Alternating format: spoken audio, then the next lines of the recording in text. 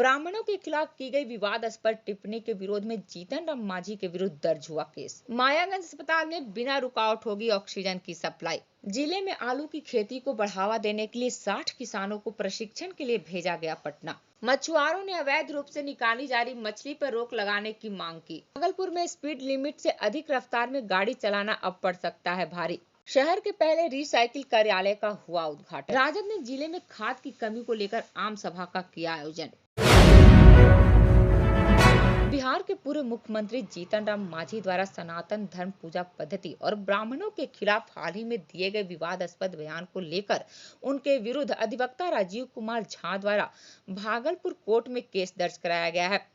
अधिवक्ता राजीव कुमार झा ने कहा कि संवैधानिक पद पर रह चुके व्यक्ति द्वारा ऐसी टिप्पणी किया जाना बेहद निंदनीय है।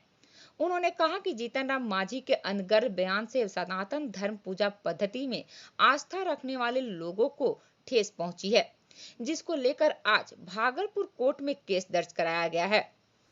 कोर्ट आज पहुंचे हैं। हाँ, क्या कुछ मैटर लेकर आज? मैटर जो है ये जीतन राम मांझी इधर कुछ दिन से लगातार जो है वो ये सनातन हिंदू धर्म पूजा पद्धति उसके आराध्य और एक जाति विशेष ब्राह्मण को लेकर के वो लगातार जो है अनर्गल बयान दे रहे हैं। सार्वजनिक मंच से एक संवैधानिक पद पर बैठे हुए ऐसे लोगों को समाज में ये भावना भड़काने का जो कुत्सित काम कर रहे हैं उसके खिलाफ कानूनी लड़ाई लड़ने के लिए आज हम लोग जो है ये उनके खिलाफ एक नालसी मुकदमा 1717/2021 दायर किए हैं। देश में कोरोना के नए वेरिएंट ओमिक्रॉन संक्रमण के बढ़ते मामलों को देखते हुए मायागंज अस्पताल में मरीजों के बेड तक अबाध रूप से ऑक्सीजन की सप्लाई सुनिश्चित कराने के लिए अस्पताल प्रशासन ने कमर कस ली है। अस्पताल प्रशासन द्वारा किसी भी आपात स्थिति से निपटने के लिए आज परिसर में इंस्टॉल किए गए 2000 एलपीएम की क्षमता वाले ऑक्सीजन प्लांट से मरीजों के बेड तक ऑक्सीजन सप्लाई का मॉक ड्रिल किया गया। अस्पताल के अधीक्षक असीम दास गुप्ता ने बताया कि आईसीयू तक ऑक्सीजन की सप्लाई को चेक कर लिया गया है। आईसीयू में ऑक्सीजन सप्लाई में कोई परेशानी नहीं आई। हालांकि बिजली की किल्लत के कारण मॉक ड्रिल विलंब से शुरू हुआ। आज का मॉक ड्रिल जो है, सबसे पहले हम लोगों ने 300 एलपीएम को चेक किया तो वो 92.7% ऑक्सीजन दे रहा था, जिसके द्वारा हम लोगों ने जो हमारे जो बड़े सिलेंडर हैं 6000 लीटर वाले उसको हम लोग भरते हैं, तो वो प्रतिदिन जो है वो 10 सिलेंडर अभी तक भरा जा रहा है, तो वो सक्सेसफुल है। दूसरा जो लिक्विड ऑक्सीजन प्लांट है उसमें भी जो है ऑक्सीजन सैचुरेशन जो है वो 95.6% है और वो भी अपने ठीक ढंग से काम कर रहा है, जिसकी सप्लाई जो है 2 दिन से आईसीयू में कंटिन्यूस दिया जा रहा है।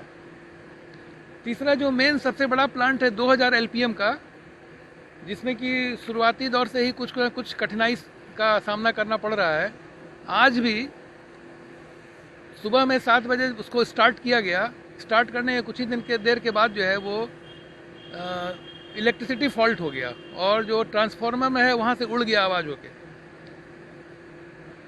उसके वजह से थोड़ी सी आपाधापी हुई, इलेक्ट्रिक मिस्त्री को बुलाया गया, फिर हुआ कि भाई इसको जनरेटर से स्टार्ट किया जाए।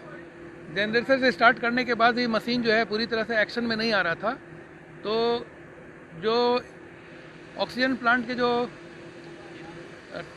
इंजीनियर हैं, टेक्नीशियन, वो रात में यहाँ पहुँचे। उन्होंने उसकी चाबी जो है से उसको खोला मशीन को, और खोलने के बाद उनको भी ठीक करने में लगभग 3 घंटे लग गए।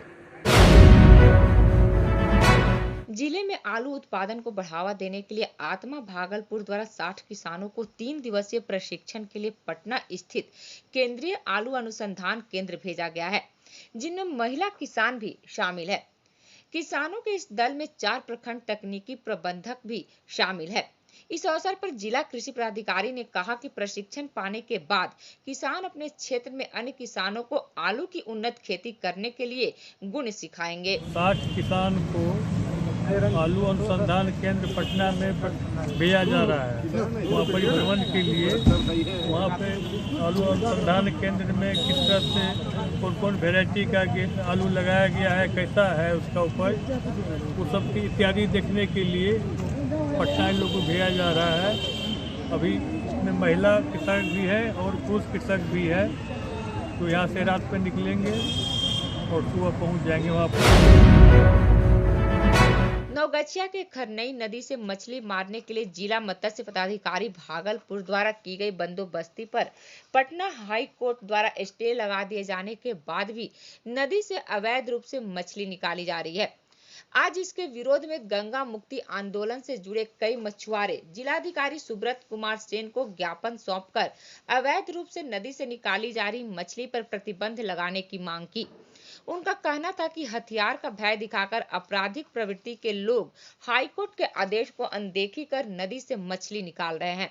वहीं मछुआरे जिनको नदी से मछली निकालने का कानूनी अधिकार प्राप्त है, वे इससे वंचित हैं। मछुआरों की मांग है कि जिला प्रशासन नदी से अवैध तरीके से निकाली जा रही मछली के कारोबार पर रोक लगाए, अन्यथा सभी को ऐसा करने की छूट दे। आए हैं कि कुछ जलकर माफिया और ठेकेदार अपराधी मिलकर के नगोछिया खरनई नदी एक बहुत लंबा कोड है, ढाब भी है, कोड भी है, और उसमें मुगल जमाने से कुछ अपराधी तत्व मिल करके आज तक मछली वो मार रहे हैं। हमारा जो मछुआरा जो वंचित तबके का है, सरकार ने इसे निःशुल्क शिकार माही का इनको जो है फ्री फिशिंग का अधिकार मिलने के बावजूद भी इसको मछली मारने से वंचित कर दिया है। अभी जो है कुछ दिन पहले जो है स्थानीय भागलपुर जिला के मत्स्य पदाधिकारी ने इन लोगों के नाम से जलकरों की बंदोबस्ती भी की, लेकिन उसको चंदेश्वर सिंह और सुभाष सिंह मिल करके जो है हाई कोर्ट से स्टे लगा दी करके इनको वंचित कर दिए हैं मछली। यदि आप स्पीड में गाड़ी चलाने के आदी हैं तो अपनी रफ्तार को थोड़ा लगाम दे दें, नहीं तो आपको अपनी जेब ढीली करनी पड़ सकती है। भागलपुर की ट्रैफिक पुलिस ने ओवर स्पीडिंग के कारण आए दिन शहर में हो रही दुर्घटनाओं पर अंकुश लगाने के लिए स्पीड रडार गन का ट्रायल शुरू कर दिया है। ट्रायल के दौरान मौजूद ट्रैफिक डीएसपी प्रकाश कुमार ने बताया कि स्पीड रडार गन के सिस्टम को समझ लेने के बाद इसका इस्तेमाल किया जाएगा। उन्होंने कहा कि आज इसका सिर्फ ट्रायल किया गया है। डीएसपी ने कहा कि भागलपुर शहर में अभी अन्य कई इक्विपमेंट आने वाले हैं, जिनका इस्तेमाल शहर के ट्रैफिक मैनेजमेंट में किया जाना है। साइन किया जाएगा, अभी ये ट्रायल पर है, ठीक है। तो प्रॉपर ट्रेनिंग अभी दी नहीं गई है, हम लोग बात किए हैं हेडक्वार्टर से, जैसे ही प्रॉपर ट्रेनिंग मिलेगी और सिस्टम का अपडेट करके हम लगाएंगे यहाँ। इसके अलावा भी बहुत सारे इक्विपमेंट आ रहे हैं, वो हम भागलपुर में लगाने का प्रयास करेंगे। इसको सर क्या कहा जाता है? Speed radar gun. भागलपुर शहर को प्लास्टिक फ्री बनाने की पहल नगर निगम द्वारा शुरू कर दी गई है। स्मार्ट सिटी प्रोजेक्ट के तहत सॉलिड वेस्ट मैनेजमेंट प्लान के अंतर्गत शहर के विभिन्न हिस्सों में रिसाइकिल कार्यालय बनाए जाने की योजना है, जिसमें कचरा इकट्ठा करने वाले लोग 6 रुपए प्रति किलो की दर से इकट्ठा किए गए कचरे को बेच सकते हैं। आज शहर के मेडिकल कॉलेज के सामने बनाए गए पहले रिसाइकिल कार्यालय का उद्घाटन मेयर सीमा शाह और उप मेयर राजेश वर्मा द्वारा कई पार्षदों की उपस्थिति में किया गया। देखिए उन्होंने क्या कहा। जो आज इस शहर में पहल हो जा रही है, स्वस्थ अभियान जैसे चलाते हैं, उसी तरह आज जो मेन मुद्दा है पॉलीथीन में कितनी नुकसान पहुंचाता है कि कहीं भी गया तो पॉलीथीन जल्दी सड़ता नहीं है, न गलता है। उसी का आज ये कार्यक्रम अब खुशी की बात है कि हम लोग भागलपुर में ये कार्य आज से शुरू हुआ है।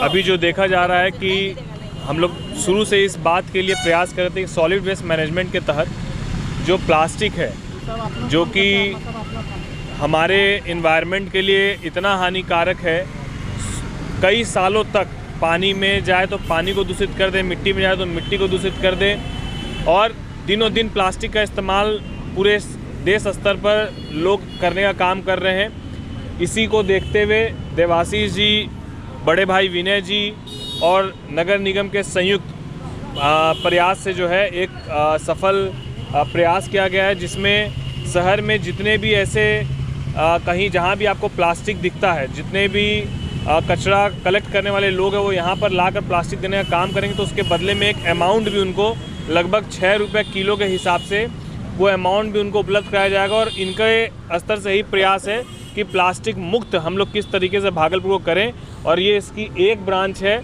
आने वाले समय में लगभग सभी वार्डों में इसको वृहद रूप में फैलाने का काम सब लोग मिलकर, सभी पार्षदों के सहयोग से, सभी जनप्रतिनिधि के सहयोग से हम लोग करने का काम करेंगे। राजद ने जिले में खाद की कमी को लेकर आम सभा का किया आयोजन। शहर के स्टेशन चौक पर राष्ट्रीय जनता दल की ओर से जिले में यूरिया की बढ़ती किल्लत से किसानों को हो रही परेशानी के विरोध में आम सभा का आयोजन किया गया, जिसमें पार्टी के कई कार्यकर्ताओं मौजूद थे। उनका आरोप था कि यूरिया की किल्लत के कारण बाजार में इसकी धड़ल्ले से कालाबाजारी की जा रही है, लेकिन जिला प्रशासन की तरफ से कालाबाजारी करने वालों के खिलाफ कोई ठोस कदम नहीं उठाया जा रहा है, जिससे किसानों को काफी परेशानी का सामना करना पड़ रहा है। सभा में शामिल राजद के नेताओं और कार्यकर्ताओं ने कहा कि यूरिया की किल्लत यदि जल्द दूर नहीं हुई तो वे आंदोलन के लिए बाध्य हो जाएंगे। का ये प्रदर्शन है माननीय मुख्यमंत्री श्री नीतीश कुमार के जन विरोधी नीति और वादा खिलाफी बयान के खिलाफ हम लोग का आज यहाँ पर आज सभा है। सभा इस सवाल पर है, किसानों का सवाल है। किसान आत्महत्या कर रहे हैं। आज यूरिया खाद जिसका दाम 266 रुपया है वो 380 रुपया में मिल रहा है। अखबार में प्रत्येक दिन छप रहा है कि किसान परेशान है, किसान खाद का लिए बेहाल है, किसान 380 रुपये में खाद खरीद कर रहे हैं। लेकिन यहाँ के जिला प्रशासन के साथी पदाधिकारी के लोग और राज्य के माननीय मुख्यमंत्री प्रत्येक दिन बयान दे देते हैं यूरिया खाद हर जगह काफ़ी पर्याप्त मात्रा में उपलब्ध है। तो हम लोग पूछना चाहते हैं आखिर रोड जाम क्यों होता है, क्यों अखबार में छप रहा है कि यूरिया किसानों को नहीं मिल रहा है। हम लोग किसान गाँव परिवार से आते हैं, लोगों का किसानों का ये कहना है ये हाहाकार का युग आ गया है, किसान काफ़ी परेशान है।